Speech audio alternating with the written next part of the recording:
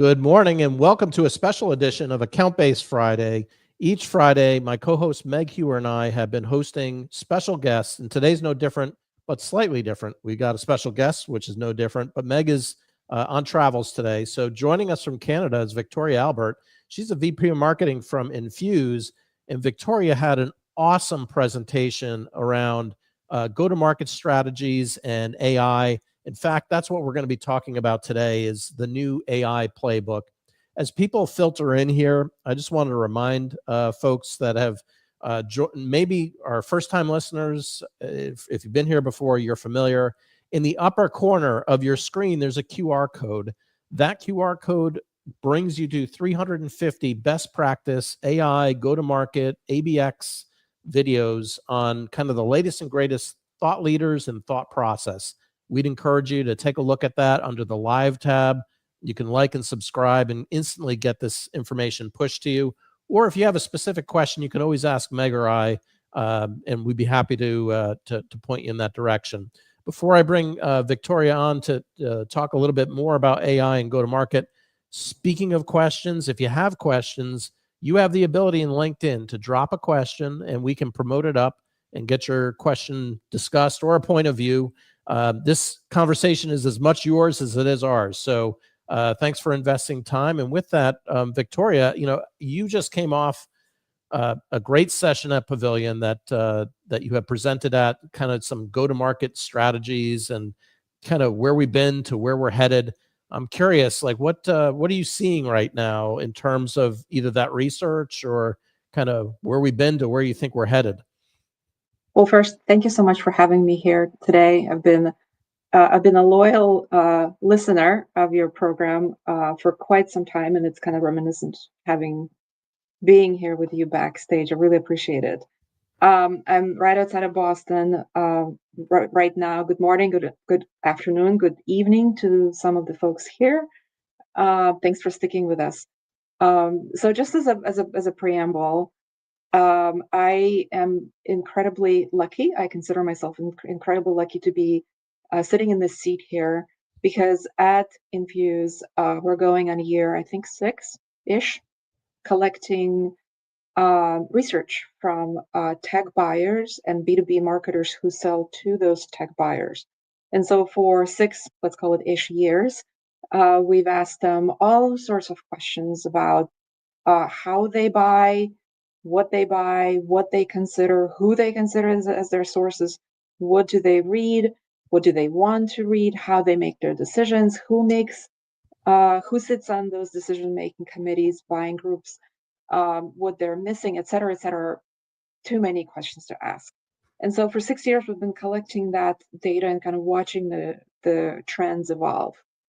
And for the first time in so many years, I am seeing the market come back at like flip 180 from where we were several years ago. There's a visual that I like to display, if this thing will let me, that I think you have seen. We've chatted about this visual, and it's right here. So this is a 180. Perfect, you can see that. So back to 2022, the year of growth at all costs.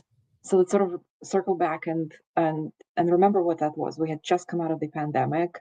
PEs, VCs, money, right, throwing at the companies, just growth at all costs. It doesn't matter how, just keep on growing. It was the golden year of SaaS, post-pandemic revival, as I call it.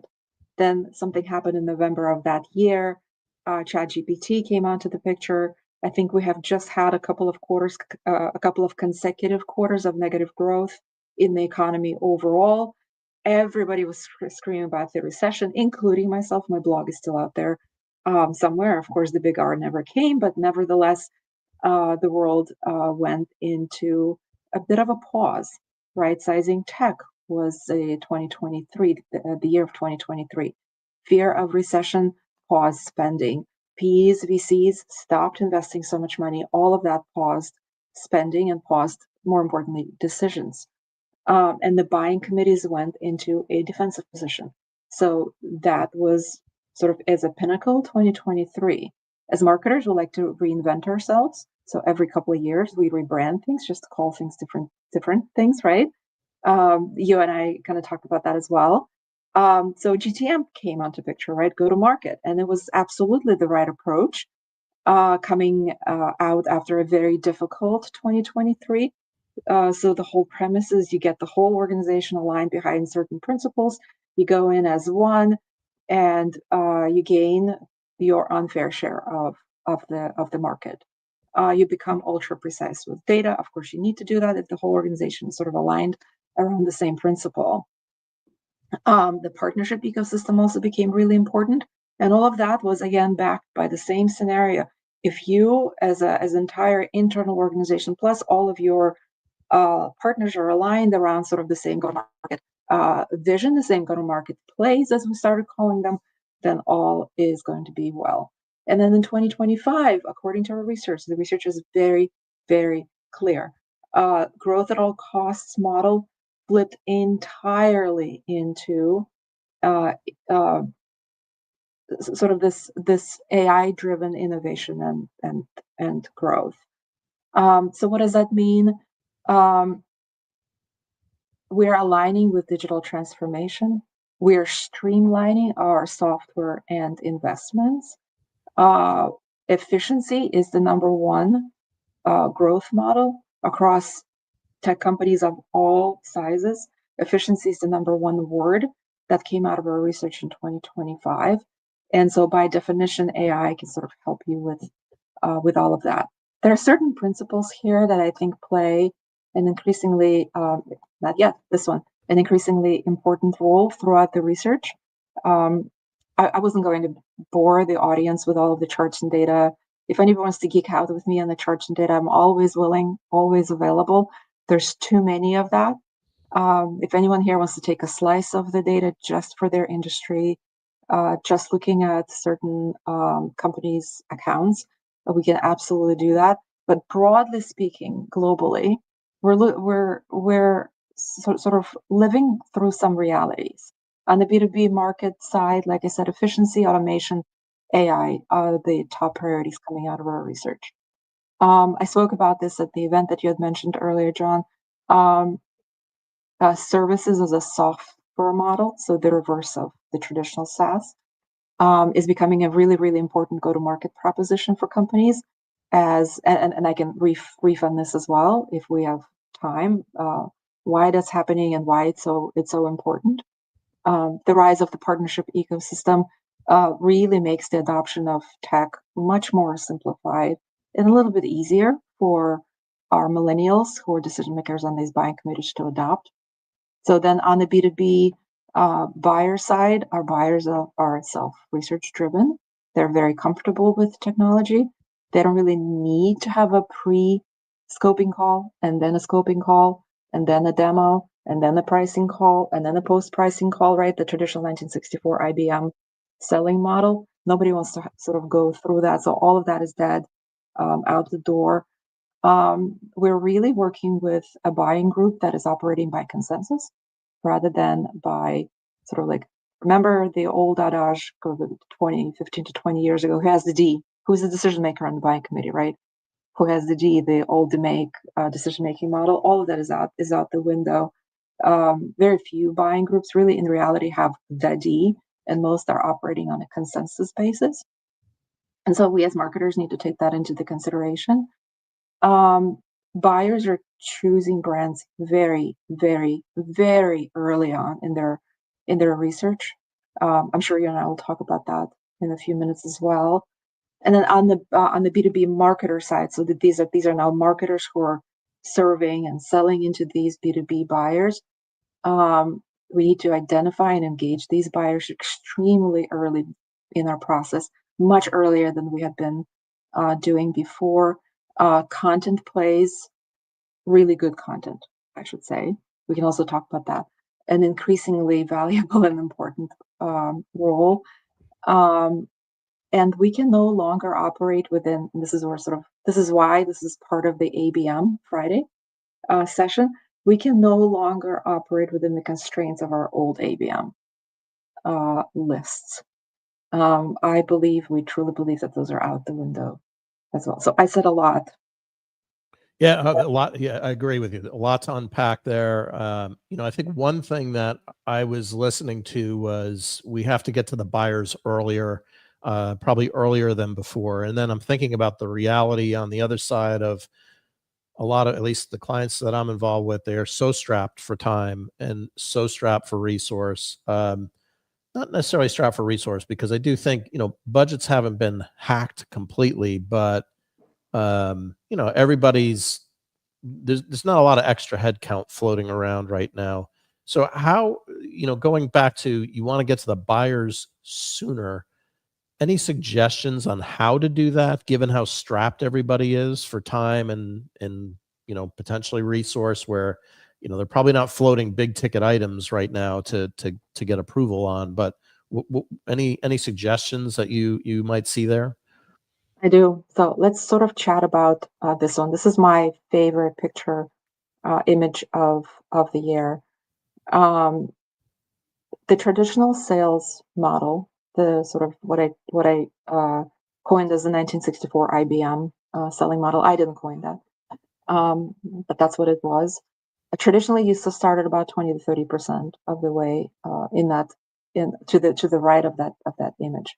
When we now know buyers really start their research about 70 to 80% in front of that process. What does it mean? If the traditional buying journey lasts about 12 months, which is what our research says, right, across all company sizes, across all of our global verticals, then about 9 months of that is going to happen in the dark, where the buyers are doing their research, meeting within their buying groups, but are not filling out forms, are not coming in and bound, are not what I call, quote unquote, uncovering themselves.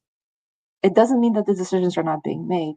Those decisions are being made in the dark, and often brands are not aware that those decisions are being made. They have not yet fully uncovered the entire buying groups.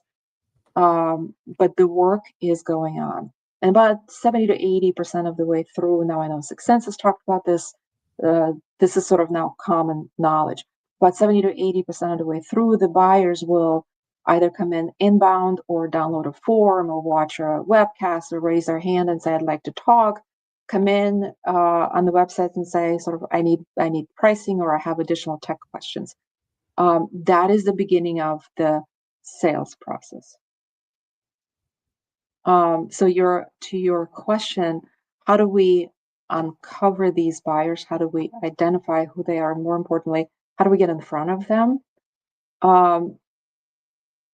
Buyers have specific questions that they need answered. The oldest millennial is now about 47-ish years old, right? I say that all the time. Millennials, those decision makers, they're sort of in the traditional sense, those decision makers in the consensus buying groups, they're super comfortable with tech. They're increasingly more comfortable with low code, no code. They can read and comprehend large swaths of information, which means if we present them sort of the right content throughout their buying journey and watch for their signals. That's the how part.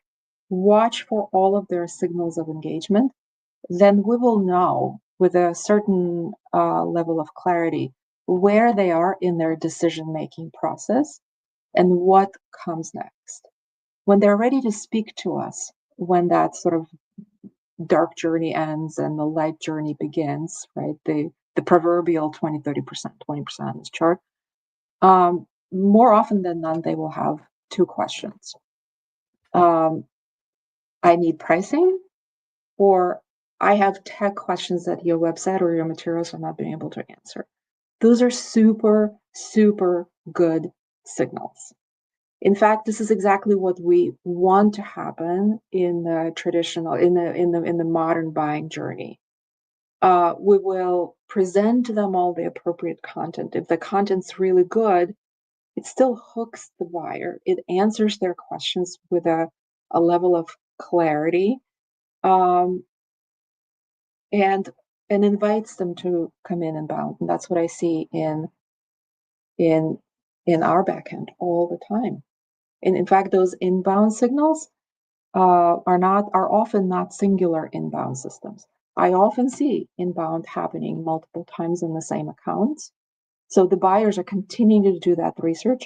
Different buyers are quote unquote uncovering themselves, filling out forms coming in on the website, asking questions. And I think that one of the worst things as marketers that we can do is seeing one signal, form download, bam, they're inbound. I'm going to throw them to my SDR team, and I'm going to start slamming their inbox with all sorts of non-personalized messages. You've just lost a buyer. Our job is to listen, watch for the signals after having present the right content, and then continue the conversation with the buyer until such time they're ready to make that decision. Yeah, it's so challenging. Like you say, the signal, watching that signal and how it's changed is so critical. I know um, in my own experience, when a buyer comes to me and right out of the jump asks about price, I feel like I'm really late in the process, or they've already shortlisted somebody else and they've already gone Absolutely. price. Absolutely. But it doesn't mean that question is the very first question that they're asking of you and your brand. They've already done their research. You just haven't seen it. You just haven't seen those signals, and that's okay. But that is a super important signal to listen to.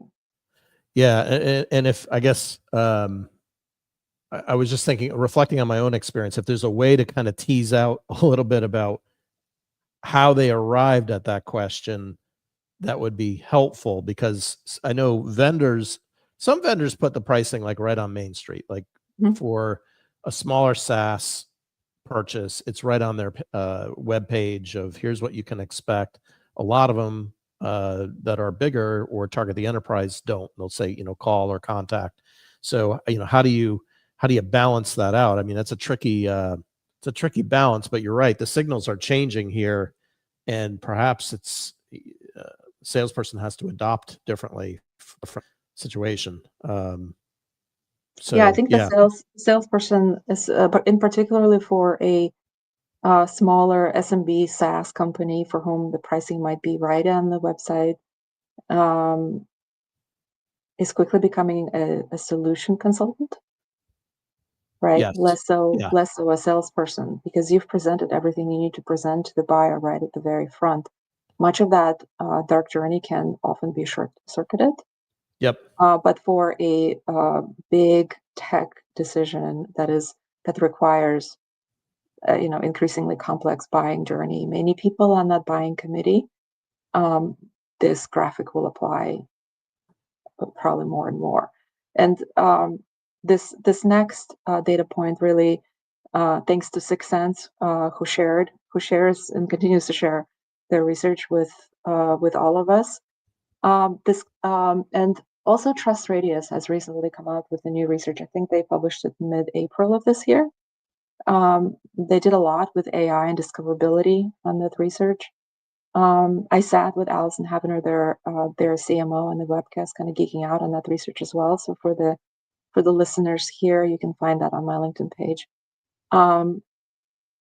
But what it means what all of that research really means for marketers, that we can't sit back and just really focus on the buyer's journey or the sales funnel or anywhere sort of in between. We can't just say, I'm just going to do top of funnel. My KPI to share is going to be top of funnel. Or I'm just going to do bottom of funnel. My KPI to share is going to be bottom. We can't afford to do that anymore. We really have to float all the way up to discoverability. So discoverability is the term that Trust Radius came up with in that research. Please do look it up. It's fantastic research. Really working through how do brands discover you, and also realizing that LLMs are taking an increasingly bigger share of that discoverability puzzle. So how do we make sure that we're not just working towards SEO, we're also working towards GEO, and that when the buyer is asking, ChatGPT or whatever LLM they're on, a question, we get to influence what the answer is on the receiving end. So that's one part. So float all the way up to discoverability so that your brand has even a chance to get on the day one shortlist. And in terms of the day one shortlist, again, thanks to research from Sixth Sense, do look that up as well. The research is if you are still the top vendor, the buyer is reaching out to coming out of that dark funnel. So a typical 47-year-old millennial buyer, I've done all my research. I've read a gazillion white papers, and I've asked ChatGPT a million questions. My day one shortlist was 4 companies. I now have 3 companies I want to touch base with.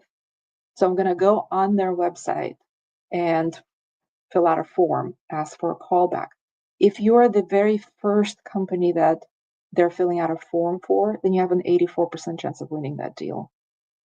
Those are pretty awesome stats. All of us would love to be part of that 84% chance. But that means sort of going backwards from there, orchestrating that buyer journey really well so that your content really stands out and you're really answering their questions. And you're not just parroting a million blogs out there. That's something that we can't afford to do. And then going even further than that, even sort of upstream than that, brand to demand, incredibly important, right? Make sure that our brand is appropriately represented in that day one shortlist, and even earlier than that in discoverability. That when a buyer is asking questions about their purchase, our brand comes up at the top. Yeah, you bring up a really.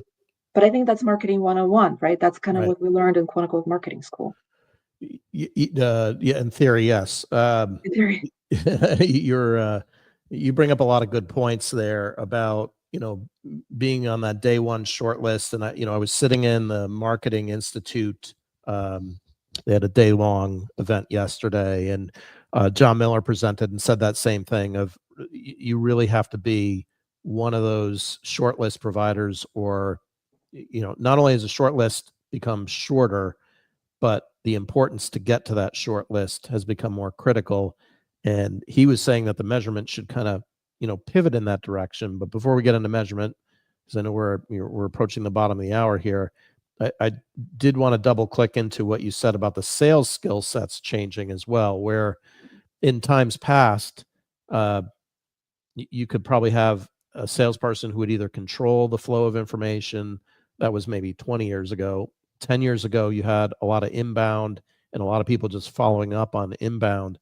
Now pivoting to having the consulting background of sellers as part of your product, that's a skill set, and a skill set that some less tenured reps may not necessarily have right out of the jump. But to your point, that is the level of engagement that a prospect is looking to buy at now, because they're further down the funnel.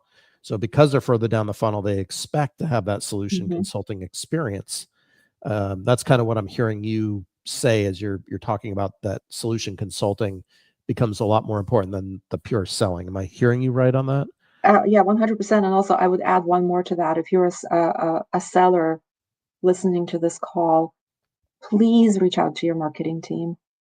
Please get on the same page, because if you're able to sort of speak that buyer language, then the conversation will be so much easier. If you're able to go into that conversation with that CMO, that CRO, that chief of product, and really be able to sort of discern, here's the research. I know your world. I know who you are trying to sell to. I know these B2B buyers, and be able to sort of coherently present this as a point of conversation for them. Tell them something they don't already know. Put it in a very simplified format for them. Then you're elevating yourself to a point of a partner rather than a seller. So call your marketing partner. Yeah, no, I 100% agree. Of that elevation is really critical. I know we only have a couple minutes left, and we wanted to briefly talk about the measurement side. And I think we were kind of talking about this in a way where I was sharing that John had mentioned, I think, his point of view is we should be measured on that short list. How often are we getting on that short list? Do you have a point of view on measurement? I mean, we obviously have a point of view because we do this, but I'm curious what your observation is on measurement. I look at it very simply. I think from a cohesive, combined go-to-market team, if you as a company want to measure whatever you're calling it, MQLs, SQLs, somewhere in between, Mickey Mouse, Santa Claus, I don't really care what you call it, but just make sure that you have a point of reference that you can consistently and cohesively measure year over year over year so that you know what your KPIs are and so that you know if you're making any improvements or not. That is really my recommendation to my CMO friends, to my marketing friends out there. Just be consistent with your measurement. I think my second, if I'm able to geek out on this a little bit, we can measure the world. We probably have measurements on every single data point in our marketing universe, but much of that does not need to float up to the C-suite, to the CEO. Find out what your CEO cares about and present those metrics. But again, consistently, month over month, quarter over quarter, year over year, so that you know what those things are and if you're moving the needle. Yeah, I violently agree with you on the consistency. Definitions matter there. Process matters a whole lot, and simplicity, as you said, too. Really, I was on a recent prospect call and we were showing off a dashboard, and we explained those very same concepts because they're like, oh, where's this and where's the multi-touch and all this, and we're like, well, hang on. Very few times have we seen multi-touch attribution leading to a higher quality decision until you get the fundamentals in place. Like, just get the fundamentals, some consistency, do last touch. It may not be optimal, but at least you have something, and just measure it and improve on it. And the revenue will go up if you take that same approach of the consistency and the definitions. And if you're a new person, that's the opportunity to change things and to question it. Where you can move the goalposts a little bit because you're the new person. You got the new gal or guy card that you can play entering into a scenario. You've got the new car smell for about 6 months. Yeah, exactly. So you have the opportunity then to question it, and that really should be the opportunity to question it. But after that, you lock and load and try to keep what you have, and the board would appreciate that too. They don't want to be interpreting all these different measurements, or just have the same approach, and ideally collapse it between sales and marketing so you're not reporting on two different things, and that's a whole nother conversation. I'll leave you with this, John. In the last couple of weeks, I went deep on an audit of our own pipeline and closed one here at Infuse. So there was some methodology that I applied there, and one of the many questions I wanted to answer is that dark funnel slide, the 70 to 80% and 20%, right? Do I see that in our pipe? Do I see that in our own reporting?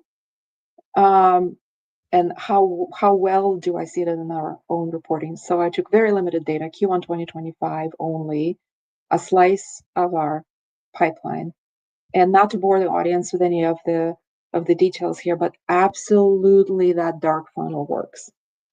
If you can orchestrate those touch points appropriately, and you can measure those touch points across the account, remember, not just an individual buyer, but these buying groups are increasingly larger and they're consensus buying groups. So you have to measure on an account level basis.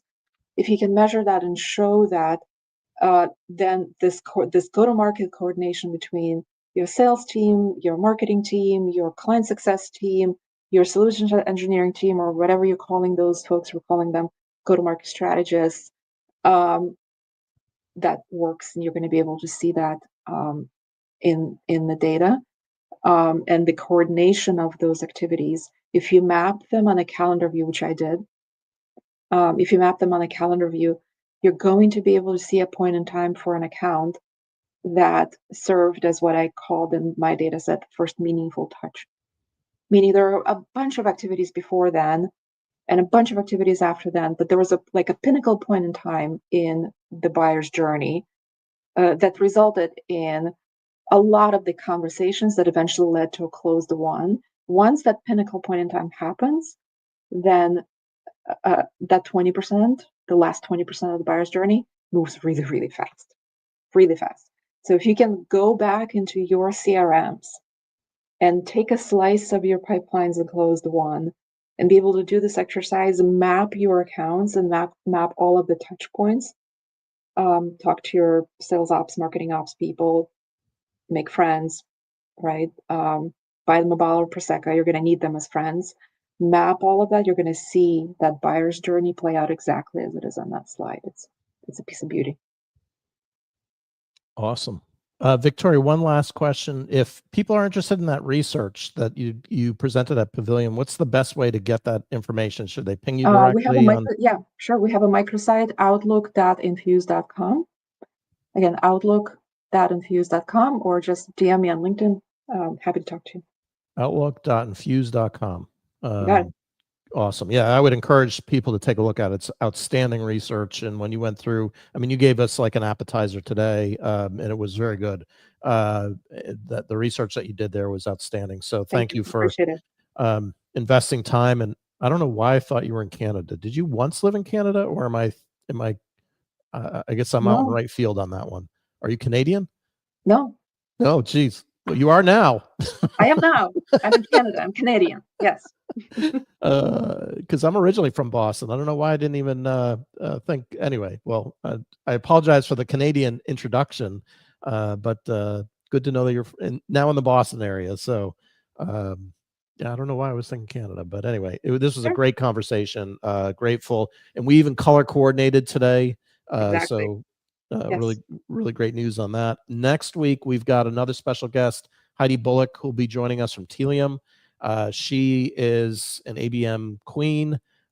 She and I actually had a roundtable discussion a couple months ago at Drew Neiser's CMO Huddles, and some of the things that she was talking about were so next level. I'm like, we got to get Heidi back on here. So really excited to have her as well. So with that, we will wish you all a great weekend, and thanks again.